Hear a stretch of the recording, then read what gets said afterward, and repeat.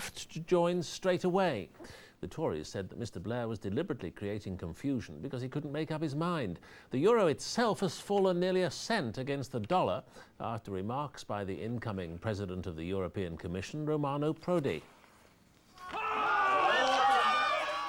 Tonight, MPs who've never won in 12 years unsuccessfully tussled once again with peers in the annual Westminster tug-of-war between the Lords and the Commons.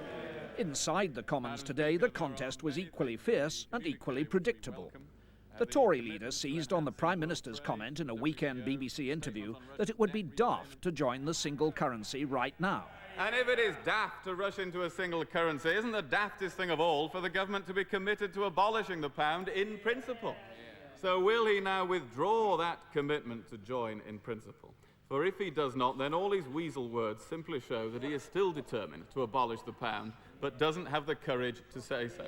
Unrepentantly, Mr Blair repeated his words. Daft proposition number one is to join the euro regardless of the economic conditions. Daft proposition number two is the one that he espouses, which is to rule it out forever, or rule it out for, what is it, 10 years now? Well, we're not quite sure, are we? Yeah.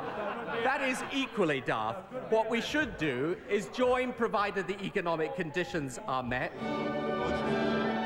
For the moment, the European single currency, launched with such a fanfare in January but currently being buffeted by the markets, has become the prime focus of British politics. Enthusiasts are urging the Prime Minister to spearhead a campaign in its favour.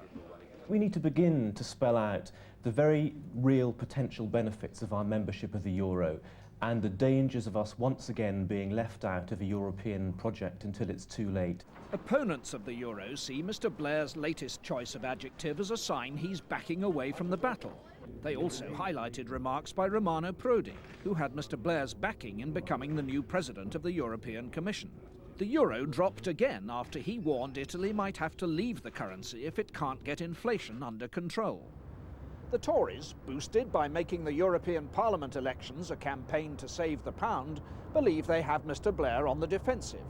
He insists not one jot has changed in his wait-and-test policy on the euro. But he's clearly not keen to become its great defender, and he may yet come to regret the use of that word daft. Robin Oakley, BBC News, Westminster. Hundreds of mourners have been queuing to pay their last respects to